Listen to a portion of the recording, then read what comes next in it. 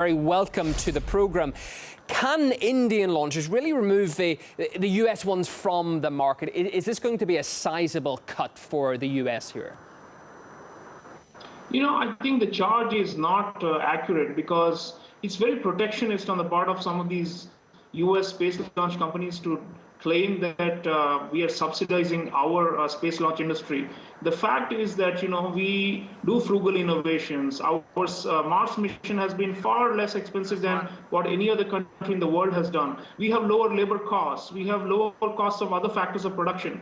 So I think basically we are competitive. We've got a competitive advantage. Our space launch industry, commercial space launch industry has taken off in the last few years. Last 3 years, we've been in a sweet spot. We've launched 28 satellites of 9 countries, all at an economical cost and with a high success rate. So I think we have, like our IT sector, like our pharmaceuticals, we are competitive in this field. And if the American companies are unable to compete, that's how they, cry out sour grapes that, we are subsidizing and that Congress should get in. So I think, unfortunately, it's playing into the protectionist instincts of some politicians in Congress. And I hope that they will not go down the line of trying to ban this, because at the end of the day, American companies that want their satellites launched benefit from Indian facilities. Well, there is a sizable gap, though, in pricing here. Can Indian launchers really, despite the price, are Indian vehicles equivalent in their capabilities? Because we're seeing that India is producing them 4 times as cheaply as the private market in the US can.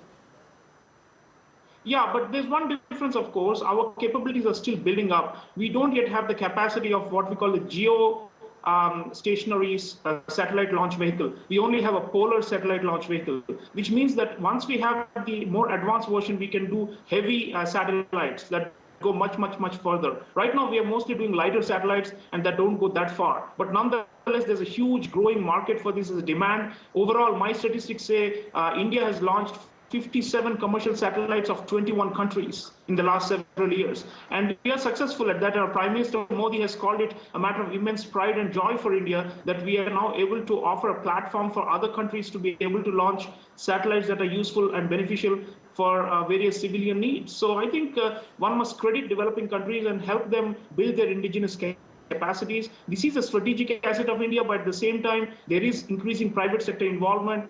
So I think it's overall a positive thing that we are also becoming a player in this. US companies, though, are complaining about the contracts with cheaper Indian producers to their congressmen, aren't they? Do you think that this pressure by the US Congress might in turn affect India's progression in this market? No, as I said, we are pretty diversified. We are launching satellites for countries far and wide, from the northern hemisphere to the southern, to west and east, to Latin America, Africa. Many countries are approaching this. Now we have a kind of a satellite launch diplomacy.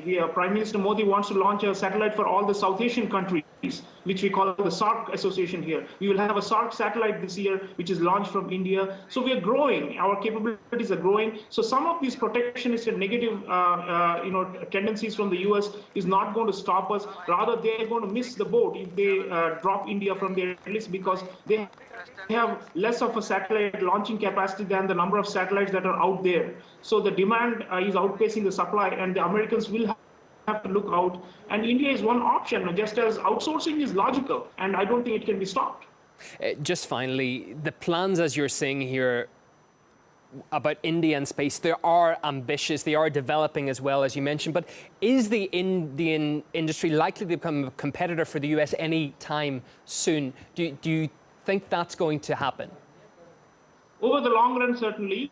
We are also developing our own regional navigation satellite system like the US's GPS system. We have benefited a lot from Russian cooperation in this field, and I think over time, we will develop the capacities. India is going to become a great power. And now it's not just land, air, and sea. It's also outer space that is increasingly becoming an arena for great powers to be able to project their abilities and capabilities. And so I think in the long run, yes, in 10 to 15 years, I see that happening. At the moment, the major powers still dominate this field of commercial satellite launches. But we are like this little upstart that is coming up rather fast. And I think we should be encouraged rather than blocked through these protectionist cases in the US Congress. Dr. Shram Choli, a professor and dean of the Jindal School of International Affairs, thanks for your time and thoughts this hour on RT International.